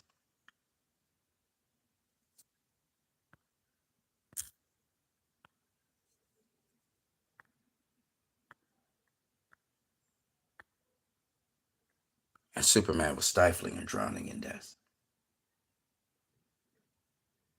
And he was saying, no, no, Zod, no.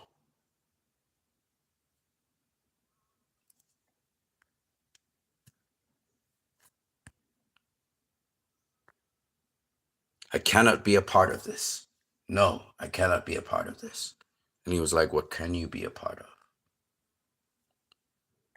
They'll come to you if you're prominent enough. You'll either break it straight to you or they'll compromise you first. And they'll want you to stick with the program. This is real. Man of Steel is a real thing. And I thank God every day that Zack Snyder took this movie seriously. I told you I was going to tell you guys some sombering things. The world that you know today, it will not be here tomorrow. The freedoms you have today, they will be taken from you tomorrow. I want you to seriously contemplate what I'm saying. I'm not trying to give you gloom and doom. I'm not trying to hurt you guys. But it is the reality we're facing. We're heading down that slope. It's a matter of time.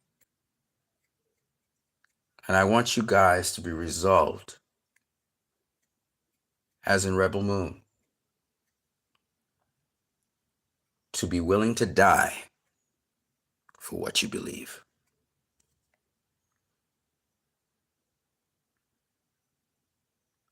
It's not just a movie.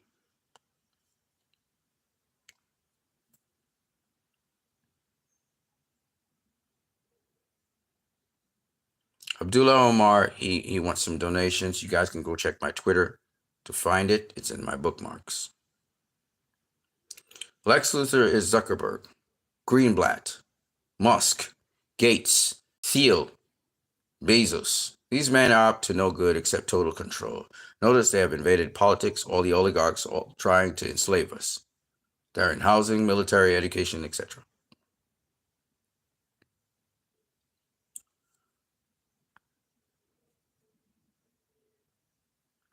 Rogue says, this simple shot of Superman flying past Luther's bald head whilst he watches with disgust tells me James Gunn might actually know what he's doing.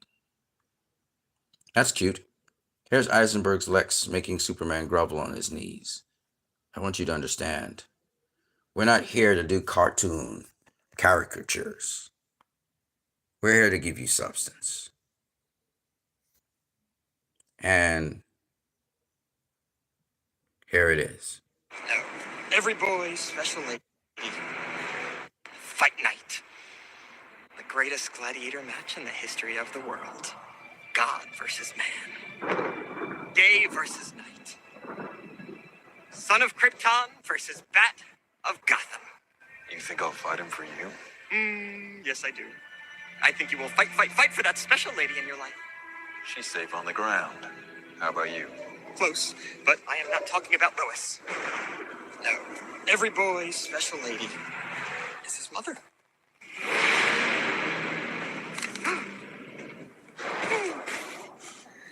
Martha. Well, the mother of a flying demon must be a witch. The punishment for witches, what is that? That's right, death by fire.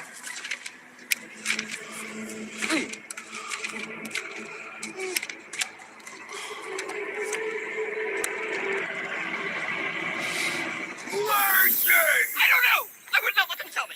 Now, if you kill me, Martha dies. And if you fly away, Martha also dies. But if you kill the bat, Martha lives.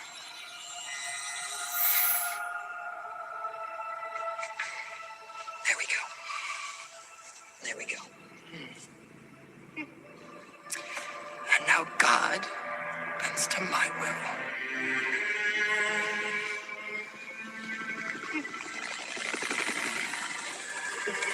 Now the cameras are waiting at your ship for the world to see the holes in the holy. Yes, the Almighty comes clean about how dirty he is when it counts. To save Martha, bring me the head of the bat.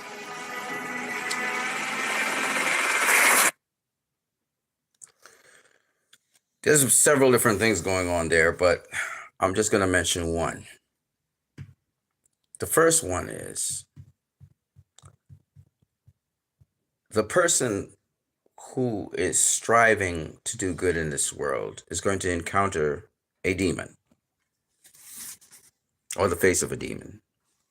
This person, just like how the devil came to Jesus, is going to do some sort of transaction or negotiation with this person who wishes well. You're going to be confronted by one at some point in your life. And they're going to try to compromise you, whether before or after. And you have to decide if you're going to take the deal or not. In this case, Lex Luthor used Superman's mother, which was very close to him, to make him do what he wanted him to do. This happens in the music industry. This happens in politics, where someone is sacrificed from your family in order to gain wealth and power. And it's just very interesting. This, and also another movie that I remember, is Avengers Infinity War, where Thanos sacrifices his daughter to get power. Those two things mirror each other. I remember that those are two significant things. The one is, for advancement, I have someone I will sacrifice, and then that I love, of course, somebody who's, and then here Lex Luthor is leveraging Superman's mother to get him to do what he wants him to do. So I find this very interesting because this is real. This is not something, I know I've been there, I've experienced it. And this is how politicians and all these people get compromised. Or they catch you in the act of doing something wrong, but sometimes they go after your loved ones. They go after people who you love or people you're close to manipulate you. And I thought this is very revealing and very interesting. And yes, we see this in movies all the time, but I'm just saying it registered home for me. Fight night.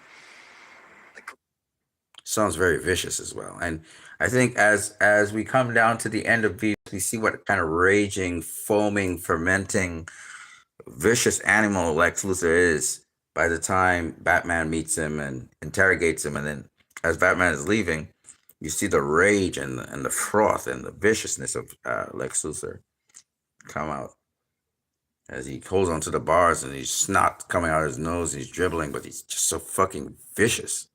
Even though he's funny, he's so vicious. Mohammed says, people who say Zach ruined the genre because of his serious interpretations are stupid. It's just dumb, slippery slope. We are asking for a few movies.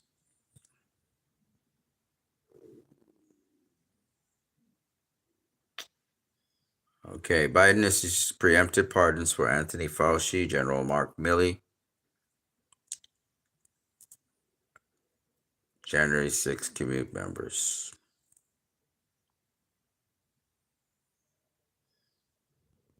The greatest threat to the occupiers is our presence in our homeland. So we see some death and destruction. There's Fauci again. He killed his child. They shot him up.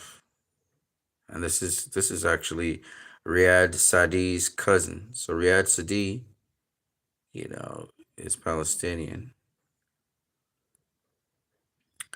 All right, I got one more thing I wanted to say, but first, listen to Greg's. It's fun. I don't know if you watch, but apparently we're going to be the biggest, brightest, shiniest, bestest country thing ever. We're going to drill, tariff a bunch of people and lower grocery prices by waging a war on gender. Anyways, the biggest achievement that he's touting is this idea that he's a peacemaker. He's going to win the Nobel Peace Prize and create Saudi-Israeli normalization. And the big thing was the ceasefire deal. I think he was the main instrument behind that. And the basic premise is, you give me a ceasefire in Gaza, and I will give you political cover to annex the West Bank. And remember, Miriam Adelson, Mossad agent, Zionist billionaire, gave him, $100 million for his campaign? She was actually sitting behind the Clintons, Miriam Adelson was, at the inauguration speech. My proudest legacy will be that of a peacemaker and unifier. That's what I want to be, a peacemaker and a unifier. She's right there, right behind Hillary Clinton. Also, Jared Kushner, his son-in-law, has doubled his stake in the Saudi fund that is going to finance illegal settlements in the West Bank. So it's all tied together, man. Join us tonight on State of Play on Mint Press News, YouTube, X, all the streaming platforms to really. Shout out to Greg Storker. You guys should check him out. He's really good. Rand Paul. If there was ever any doubt as to who bears responsibility for the COVID pandemic, Biden's pardon of Fauci, however, seals the deal. As chairman of the Senate Homeland Security and Governmental Affairs Committee, I will not rest until the entire truth of the cover-up is exposed. Shout out to Rand Paul on that.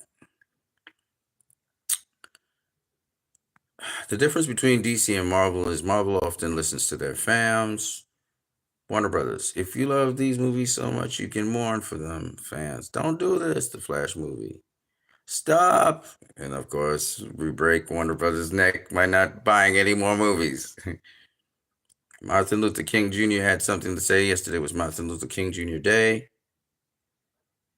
There will be those in power today who will quote Reverend Martin Luther King Jr. while they support bombing nations and uphold structures that keep people in poverty. These folks should try living out Dr. King's values, which is very true. I just want to shout out a beacon of light in the world, Dr. Mustafa al-Najir, the doctor who improvised and saved a Palestinian newborn by cutting the umbilical cord with a kitchen knife and tying it with a wooden clothespin. He also loved to cook and bake. He's a martyr. He actually was murdered in Palestine. Just a normal, average guy again. And he loved to cook and bake, and there's his love cookies right there. Some really nice people. Again, the demon destroying the angels of light. Destruction done to the hospitals. We're going to find out how many dead at the end of the day. Okay, Robert Reich. Martin Luther King understood better than almost anyone that racial justice and economic justice are inextricably intertwined. Watch his powerful call to end poverty from his second Sunday sermon. Here we go. In conditions day in and it's all right to tell a man to lift himself by his own bootstraps, but it is a cruel jest to say to a bootless man that he ought to lift himself by his own bootstraps.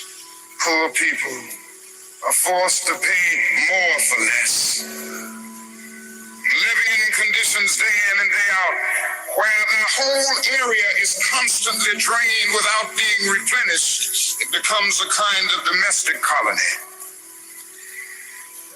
And the tragedy is so often these 40 million people are invisible because America is so affluent, so rich, because our expressways carry us away from the ghetto. We don't see the poor. This is America's opportunity to help bridge the gulf between the haves and the have-nots. And the question is whether America will do it. There's nothing new about poverty. What is new is that we now have the techniques and the resources to get rid of poverty. But the real question is whether we have the will. We hold these truths to be self-evident, that all men are created equal, that they are endowed by their Creator with certain inalienable rights, that among these are life, liberty, and the pursuit of happiness. But if a man doesn't have a job or an income, he has neither life nor liberty and the possibility for the pursuit of happiness. He merely exists. And we have difficult days ahead in the struggle for justice and peace. But I will not yield to a politic of despair. I'm going to maintain hope. God grants that we will be that David of truth set out against the Goliath of injustice, the Goliath of neglect, the Goliath of refusing to deal with the problems, and go on with a determination to make America the truly great America that it is called to be. And this magnificent development, if we will but do it, we will bring about a new day of justice and brotherhood and peace. And that day the morning stars will sing together, and the sons of God will shout for joy. Okay. Said a lot. But I want to just say this. I'm not going to try and say anything extra on what he said, except this. The world is upside down. Devils run things. But it can and will one day be turned right side up. I want to say something to you guys. You, me, all the other people. No matter where you come from. No matter your background. We all share common things that we want and aspire to. We all have dreams.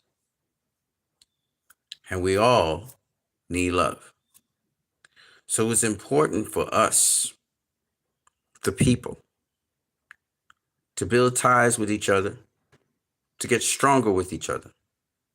The people from China were able to talk with the people from America on Red Note. The people from America saw how advanced the life is in China.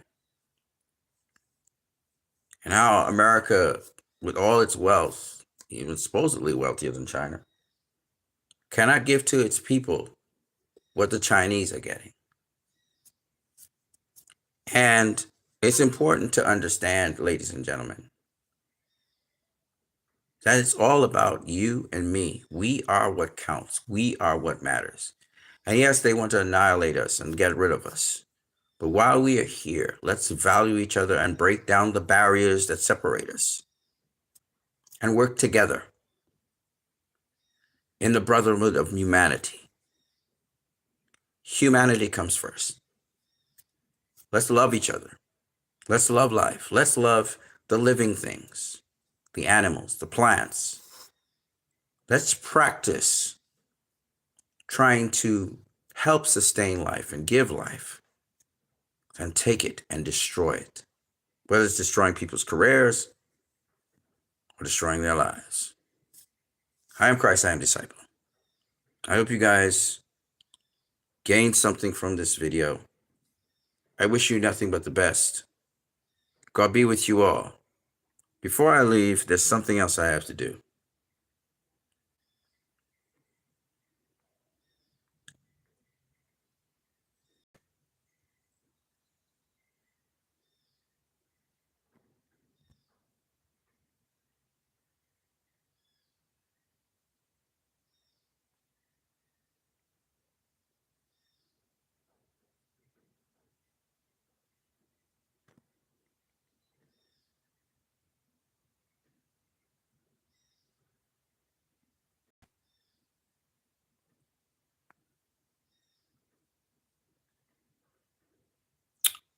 I wanted to share with you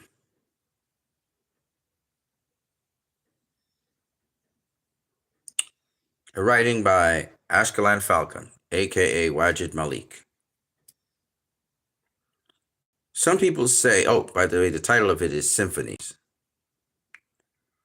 Some people say it was written December 31st, the last day of December, Old Year's Night, 2024. Some people say some people say we only use 10% of our brain. But science dictates that the brain does its real work when it's resting. Moreover, saying we only use 10% of our brain is like saying there's a switch. It's like saying you can flick a switch or put on a thinking cap and become Captain Marvel. Then again, that doesn't mean you're going to unlock the wisdom of Solomon or the strength of Hercules. When I pick up the pen, I've got the stamina of Atlas because I can't stop writing. I've got his power like Zeus. That's why when I hold a pen, it corrupts my brain. I've got courage like Achilles. That's why I always speak the truth.